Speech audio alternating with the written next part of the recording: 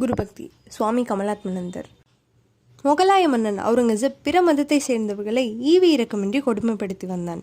அவனது கட்டளைப்படி இஸ்லாம் மதத்தை தழுவ மறுத்த சீக்கியர்களின் மதகுரு தேஜ் பகதூர் படுகொலை செய்யப்பட்டார். அத்துடன் அவுரங்கசீப்பின் மனம் திருப்தி அடையவில்லை. அந்த உடலுக்கு செய்ய வேண்டிய இறுதி மரியாதைகளை கூட நடக்கவிடக் கூடாது என்று அவன் தீர்மானித்தான். தேஜ் பகதூரின் உடல் அழுகிய மண்ணில் மடிய வேண்டும், அதை யாரும் எடுத்து செல்லக்கூடாது என்று உத்தரவுடன் கடுமையான காவல் வேறு போட்டிருந்தான். குரு கோவிந்த சிங்கிற்கு அப்போது 14 வயதுதான் பூர்த்தியாகியிருந்தது. அவர் எப்படியாவது தந்தையின் ஈமச் சடங்குகளை செய்துவிட வேண்டும் என்று பஞ்சாபிலிருந்து தில்லியை நோக்கி புறப்பட்டார். கொடூர மனமுடைய அவுரங்கசீப் குரு கோவிந்த சிங்கை கூட என்ன வேண்டுமானாலும் செய்துவிடக்கூடியவனாயிற்றே என்று மக்கள் அனைவரும் மிகவும் கவலைப்பட்டனர். ஆனால் உறுதியான தீர்மானத்துடன் சென்ற கோவிந்த சிங்கை தடுத்து நிறுத்தும் ஆற்றல் எவரிடமும் இல்லை.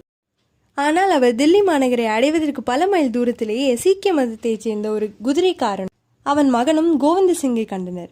அவர்கள் இருவரும் மிகவும் கெஞ்சி கேட்டுக்கொண்டதற்கு இணங்க கோவிந்த சிங் மறைவாக அந்த இடத்திலேயே இருக்க ஒப்புக்கொண்டார். ஏனென்றால் தானும் தன் மகனும் எப்பாடுபட்டாவது ஸ்ரீ குருதேவரின் சடலத்தை கொண்டு வந்து விடுவதாக அந்த வண்டிக்காரன் உறுதி கூறினான். வண்டிக்காரனாக இருந்தால் என்ன, சீக்கியர்களின் வீர மரபை சேர்ந்தவன் அல்லவா அவன். தந்தையும் மகனும் தில்லியை அடைந்தனர். குரு தேஜ் பகதூரின் உடல் இருந்த இடத்தை கண்டுபிடிப்பது அவ்வளவு சுலபமாக இல்லை. என்றாலும் மிகவும் சிரமப்பட்டு குருதேவரின் உடல் வைத்திருந்த இடத்தை அறிந்து கொண்டனர். இதற்குள் அந்த உடல் அழுகி அதிலிருந்து துர்நாற்றம் வீச தொடங்கியிருந்தது. காவலுக்காக வைக்கப்பட்டிருந்தவர்கள் கூட போதுமான அளவு விலகியே இருந்து கொண்டு களியாட்டங்களில் மூழ்கியிருந்தனர். மக்கள் அந்த பக்கமாக போவதையே நிறுத்திவிட்டிருந்தனர். தப்பி தவறி சென்றவர்கள் கூட முகத்தை வேறு புறம் திருப்பிக் கொண்டு மூக்கையும் மூடிக்கொண்டே சென்றனர். தந்தை மகனுடன் அவ்விடத்தை அடைந்தான். நிலைமையை புரிந்து கொண்டான். மகனை பார்த்து கூறினான், மகனே, நம் இருவரில் யாரேனும் ஒருவர் கண்டிப்பாக உயிரை விட வேண்டும். ஏனெனில் இந்த உடலை அப்புறப்படுத்தினால் அந்த இடத்தில் வேறு உடலை அவசியம் வைத்தாக வேண்டும்.